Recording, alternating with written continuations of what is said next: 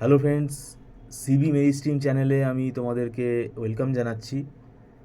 তোমরা 2025 সালে যারা এমসিএ করতে চাইছো, এবং অবশ্যই এমসিএর জন্য তোমরা জেকা এক্সাম দেবে, ওয়েস্ট বেঙ্গল জেকা 2025 অবশ্যই তোমরা দেবে। এবং ওয়েস্ট বেঙ্গল জেকার জন্য আমি তোমাদেরকে শুভেচ্ছা জানাচ্ছি। এবং ওয়েস্ট বেঙ্গল জেকা এক্সামের জন্য আমি আশা করব তোমাদের প্রিপারেশনও ভালো আছে। এবার এমসিএতে কোন কলেজে তোমরা অ্যাডমিশান নেবে, কোন ইউনিভার্সিটির আন্ডারে নেবে, এটা একটা দেখো টাইম কনজিউমিং প্রসেস, এবং সেটা ডিপেন্ড করছে কার কীরকম প্রিপারেশান তার উপরে। আজকে আমি যে আলোচনা করছি সেটা হচ্ছে ম্যাকআউট ইউনিভার্সিটিতে যারা নেবে চান্স, মানে পাবে চান্স, এবং ম্যাকআউট ইউনিভার্সিটি থেকে পড়বো এরকমও অনেকের ইচ্ছা আছে, কারণ ম্যাকআউট ইউনিভার্সিটির আন্ডারে অনেক রেপুটেড কলেজও আছে, খুব ভালো প্লেসমেন্টও হয় সেই জায়গাগুলোতে। তো সেটাও কিন্তু ওই র্যাঙ্কের বেসিসেই হবে, মানে খুব ভালো র্যাঙ্ক করতে হবে। এবার ব্যাপারটা হচ্ছে, দেখো আমাদের এমসিএ পার্টিকুলারলি ম্যাকআউট ইউনিভার্সিটির যে সিলেবাসটা আছে, এটা এখন তো 2 বছরের সিলেবাস হয়ে গেছে, সেই জন্য খানিকটা আমাদের লোড বেড়ে গেছে, মানে এক একটা সেমেস্টারে অ্যাভারেজে নাম্বার অফ পেপার কিন্তু প্রায় 5-6টা করে চলে এসেছে। সেই কারণে আমি তোমাদেরকে বলছি যে জেকা এক্সাম হয়ে গেলে বেশি লেট না করে কীরকম এক্সাম দিলে সেটা তো তোমরা বুঝতেই পারবে, একটা স্কোর তোমরা গেস করতেই পারবে হিসেব করে। আমি বলবো এমসিএ পড়া শুরু করে দেওয়াটা দরকার। এবং বিশেষ করে আমরা যেটা করব, আমরা জেকা এক্সাম হয়ে গেলেই, ঠিক আছে, জেকা এক্সাম হয়ে গেলেই আমরা এমসিএ ফার্স্ট সেমেস্টারের পড়া চালু করে দেবো। এবং পড়া চালু করে দেবো বলতে, আমাদের ম্যাকআউট ইউনিভার্সিটির মানে স্টুডেন্ট আছে, পাইপলাইনে রয়েছে, তারা আমাদের সাথে যোগাযোগ করে রেখে দিয়েছে, তারা পড়া শুরু করে দেবে। কাউন্সিলিং হয়ে কোন কলেজে পাবে সেটা তো পরের ব্যাপার, কিন্তু ম্যাকআউট ইউনিভার্সিটির যে সিলেবাসটা আছে এটা কিন্তু যথেষ্ট স্ট্যান্ডার্ড সিলেবাস।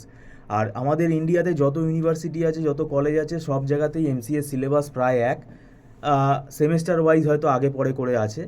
তা এখন ব্যাপারটা হচ্ছে এই মানে এমসিএ ম্যাকআউট ইউনিভার্সিটির সিলেবাসে ফার্স্ট সেমেস্টারে পড়াটা শুরু করলে লাভ কী হবে?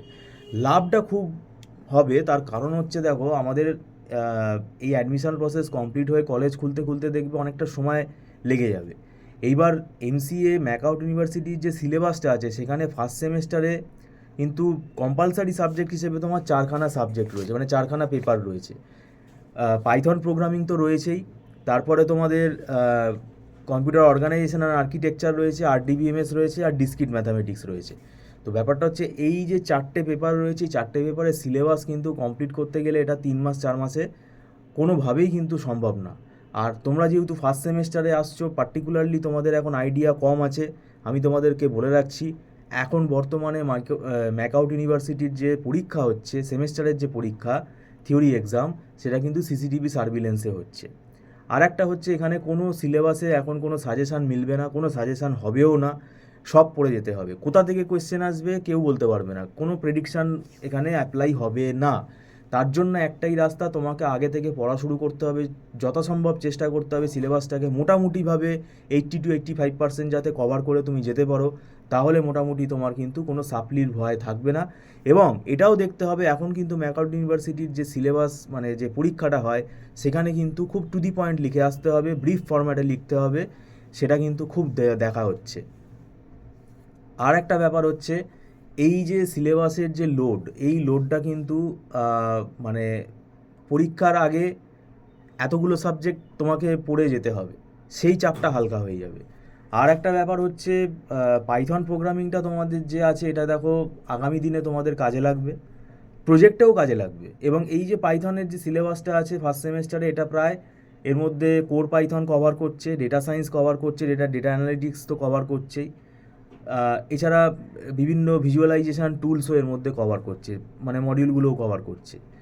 কম্পিউটার অর্গানাইজেশন অ্যান্ড আর্কিটেকচার, এটা কিন্তু পুরোপুরিভাবে আর্কিটেকচারের পেপার, এবং এর ভেতরে প্রচুর সার্কিট থিওরি আছে।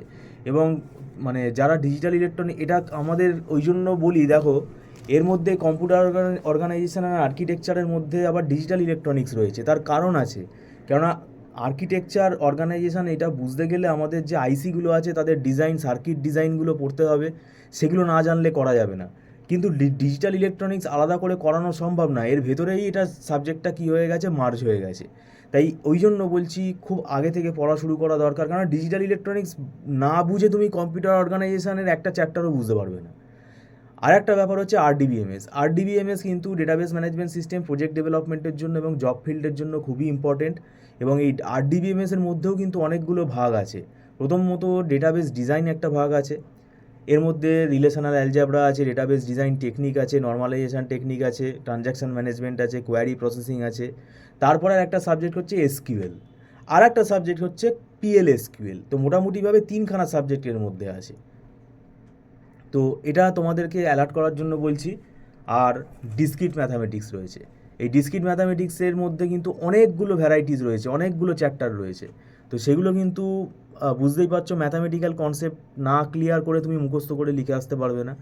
এই জন্যই বলছি যে যদি বাই চান্স তোমার ম্যাকআউট ইউনিভার্সিটিতে তোমার অ্যাডমিশন হয়, তাহলে তোমার কী হবে, প্রেশারটা হালকা হয়ে যাবে, যেহেতু তুমি আগে থেকে পড়াটা শুরু করে দিচ্ছ। তো আমাদের এখানে মান্থলি ফিস সিস্টেমে ক্লাস হয়, স্টুডেন্টরা মান্থলি ফিস অ্যাডভান্স পেমেন্ট করে এটা ক্লাসে জয়েন করে। এটা নট রিফান্ডেবল এবং এটা ছোটো ছোটো ব্যাচে ক্লাস হয়। আর আমাদের এখানে কিন্তু পড়ানোর পরেই আমরা কী করি, আমরা প্রত্যেকটা সাবজেক্ট বলো, তার চ্যাপ্টার বলো, আমরা তার কী হয়, আমাদের হাতে লেখা নোটস আমরা দিয়ে দিই স্টুডেন্টকে। এবং এটা আমরা দীর্ঘদিন ধরে পড়াতে পড়াতে আমাদের তৈরি হয়ে গেছে, প্রায় 9-10 বছর আমরা পড়াচ্ছি। তো আমাদের এখানে ওয়েল ফরম্যাট হয়ে গেছে, ওয়েল স্ট্র্যাটেজি আমরা এখানে ফলো করি। আমাদের এটা অভ্যস্ত হয়ে গেছি আমরা পড়াতে পড়াতে। এবং যেটা আমাদের একটাই মানে বক্তব্য, সেটা হচ্ছে তোমাদেরকে আগে আসতে হবে, দেরি করে আসলে কিন্তু সম্ভব না।